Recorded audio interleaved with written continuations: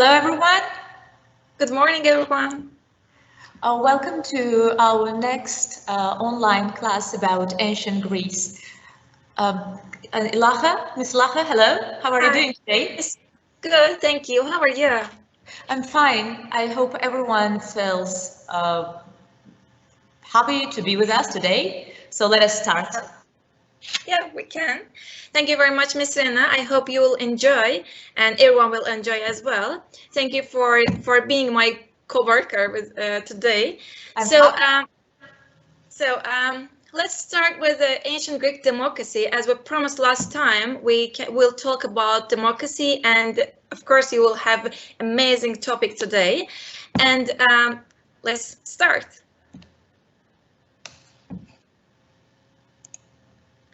Hey, congratulations! You have just won the lottery. Only the prize is not cash or luxury cruise. It's a position in your country's national legislature. And you are not the only lucky winner. All of your fellow lawmakers were chosen in the same way. This might strike you as a strange way to run a government, let alone democracy. Elections are the epitome of democracy, right? Well, the ancient Athenians actually, who coined the word, has had another view. In fact, elections only played a small role in Athenian democracy, with most offices filled by random lottery from a pool of citizen volunteers. Unlike the representative democracies common today, where voters elect leaders to make laws and decisions on their behalf, 5th century BC Athens was a direct democracy that encouraged wide participation through the principle of ho volumenous, or anyone who wishes. This meant that any of its approximately 3,000 eligible citizens could attend the ecclesia, a general assembly meeting several times a month. In principle, any of the 6,000 or so who showed up at each session had the right to address their fellow citizens, propose a law, or bring a public lawsuit.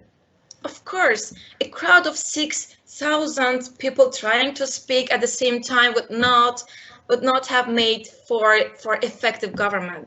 So the Athenian system also relied on a 500-member governing council called the Bullae to set the agenda and evaluate proposals, in addition to hundreds of jurors and magistrates to handle legal matters. Ms. Rena, can you please pause here? Sure. That will perfect. Thank you very much.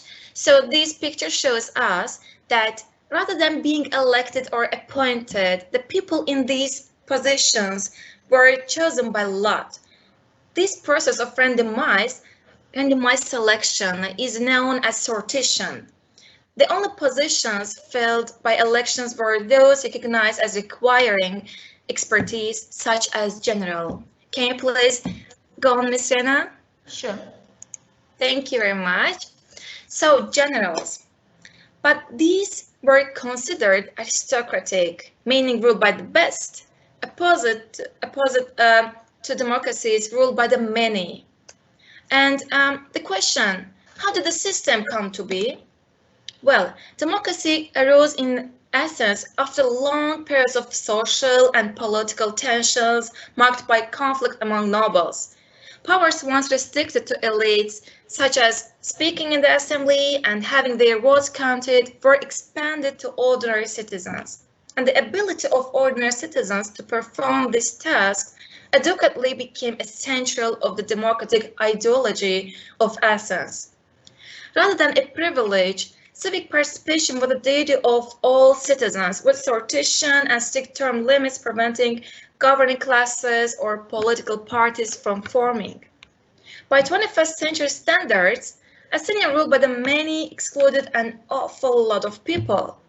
Women, slavery, and foreigners were denied full citizenship.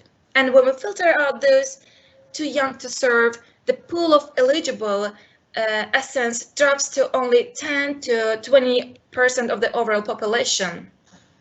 Some ancient philosophers, including Plato, you can see him, despised this form of democracy as being anarchy and run by fools. But today the word has such positive associations that vastly different regimes to claim to embody it. At the same time, some share Plato's skepticism about the wisdom of crowds.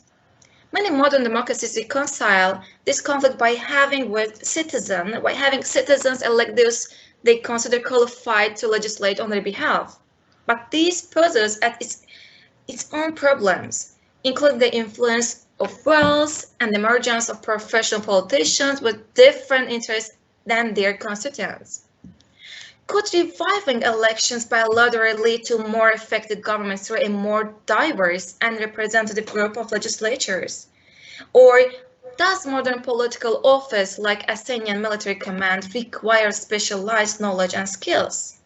You probably should not hold your breath to win a spot in your country's government, but depending on where you live, you may still be selected to participate in jury, citizens' assembly, or a deliberative pool. All examples of how the democratic principle behind sortition still survives today. And who were a part of the democracy? As we said, men, adults, Athenian citizens. Men, this is obvious, like men, why men? Because they were protecting country and they were the main part of the main brain for the city, for the country. And Athenian citizens, no one who came from, let's say, Sparta, that person will not be able to have citizenship in this city, let's say Athenian.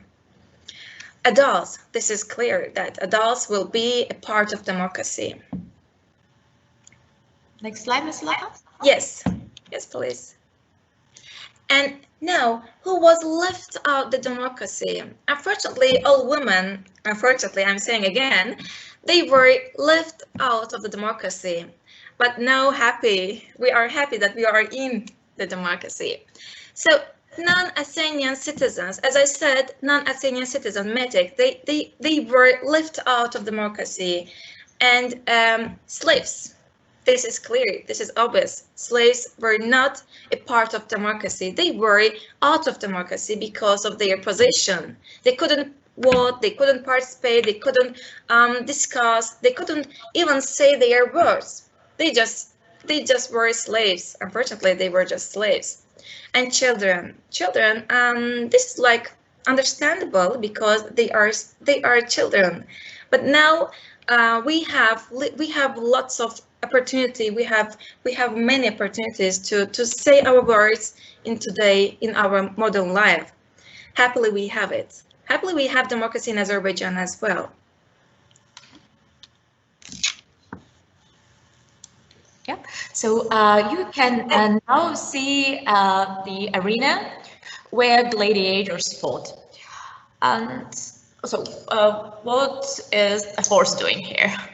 Last time when we were speaking about how the Trojan War began, we spoke about Prince Paris, the Prince of Troy, who kidnapped Helena, the Queen of Sparta, and the King Menelaus, who came back to Sparta seeing his wife is gone and getting super mad.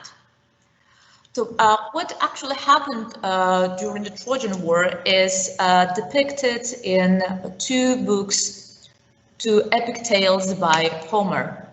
These books are named the Iliad and the Odyssey. And this is what we're going to talk about today.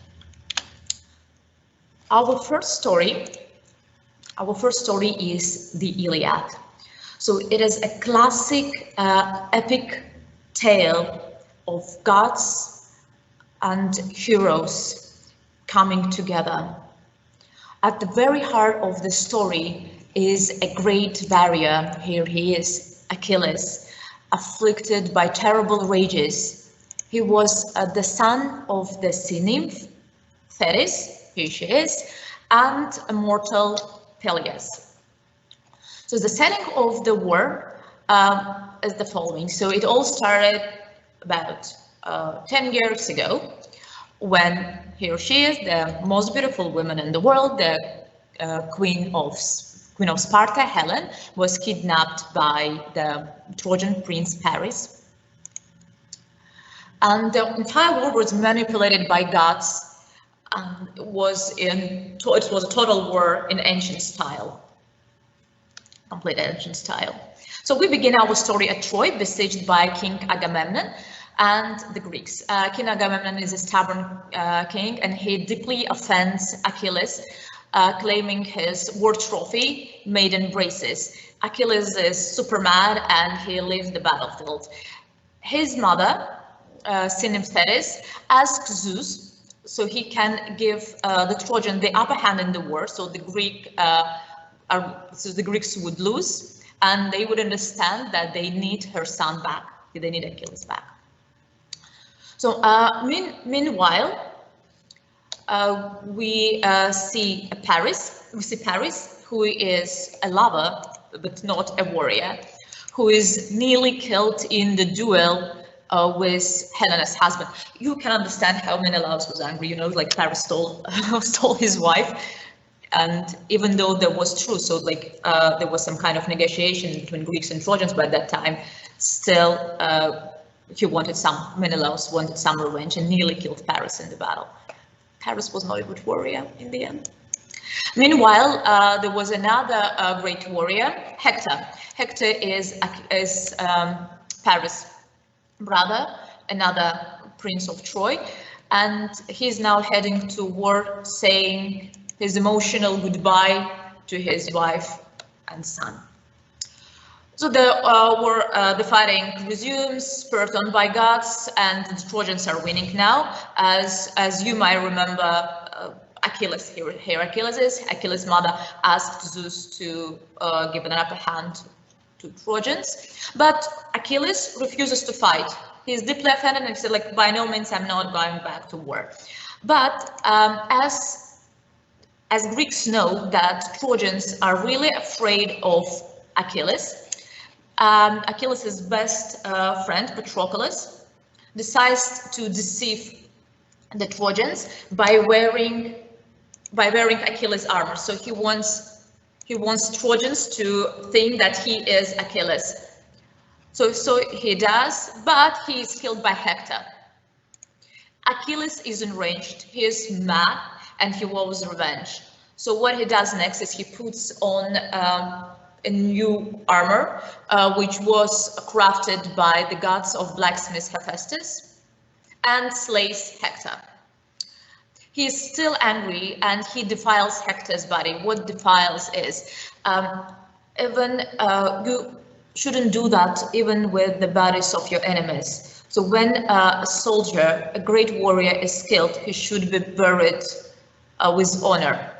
But as Achilles is mad, he decided not to give his body and not to leave the body on the battlefield and defile the body, as we can see.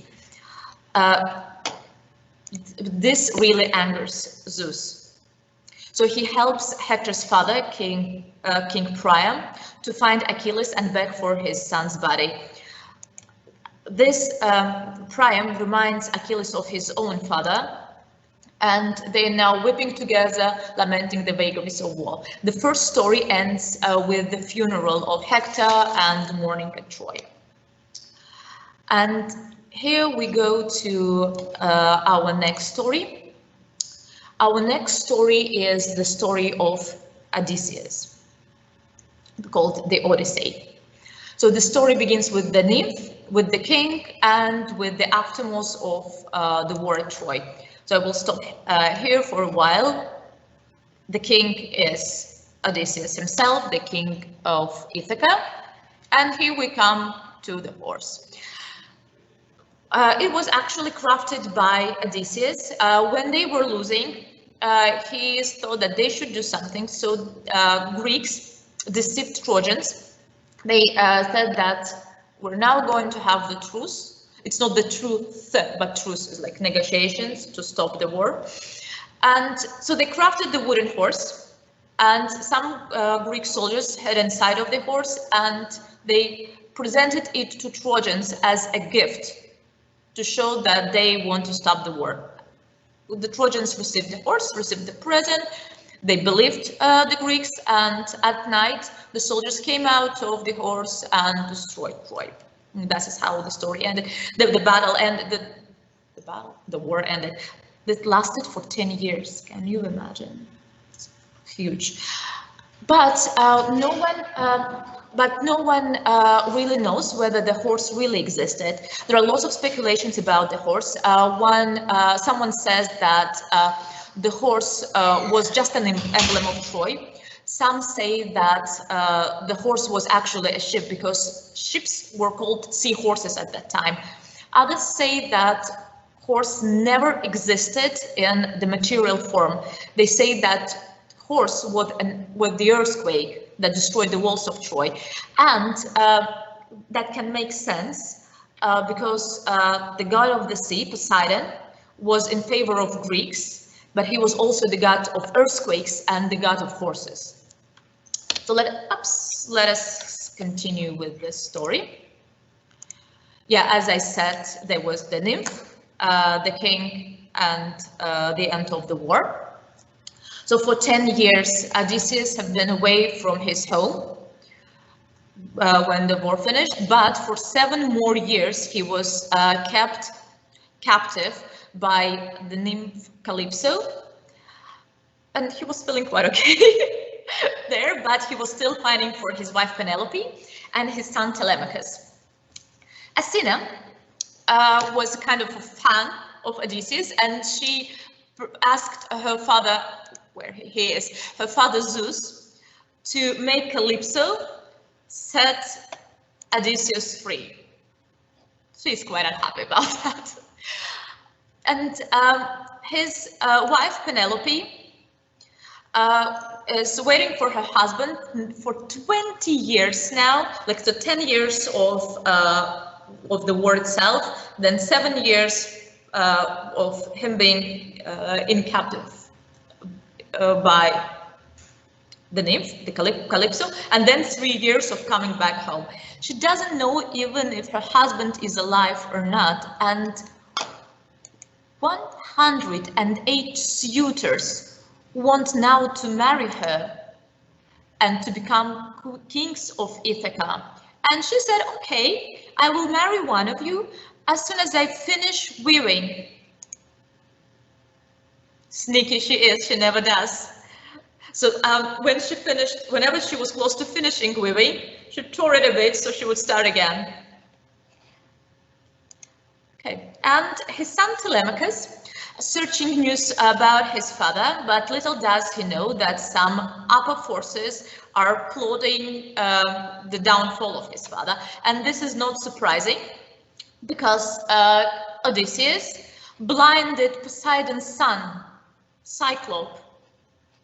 Yeah, and Poseidon is angry, and this is really unfortunate if you plan a cruise on over the Mediterranean. So Odysseus is stranded again, but he can amuse his host by telling lots of stories about his adventures and his escapes. And the stories include the Cyclops, the sorceress Circe, the Sirens, supernatural Scylla, the whirlpool of Charybdis. Lots of interesting story, by the way, and I do advise you to read them all because they're full of adventures and his fortunate escapes. So the only reward he wants from his stories is going back to Ithaca, and he is back home. But he must stay incognito, and ever helpful Athena turns him into a beggar. He is reunited with his son, and they celebrate and decide that all Penelope's suitors must die.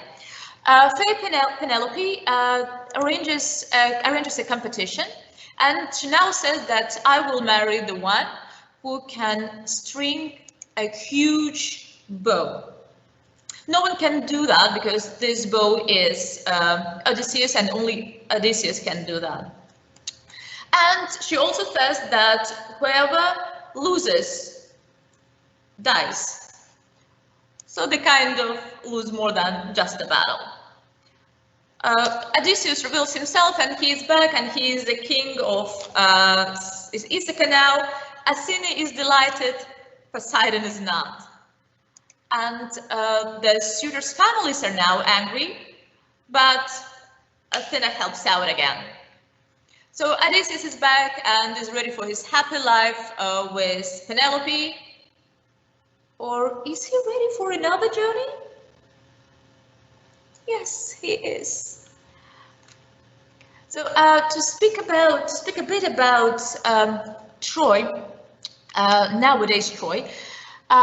Troy is now located, or what is left of Troy is located in Turkey, somewhere here, and the place called Çanakkale now. So if you can have a look, the Sparta is here, the Troy is here, so you can actually trace the journey they did. It's like if the Helen was here in Sparta, and Paris was here. So he went all this way to kidnap her and all the way back. And actually, many things happened during during the voyages of Greek kings who were fighting with the Trojans.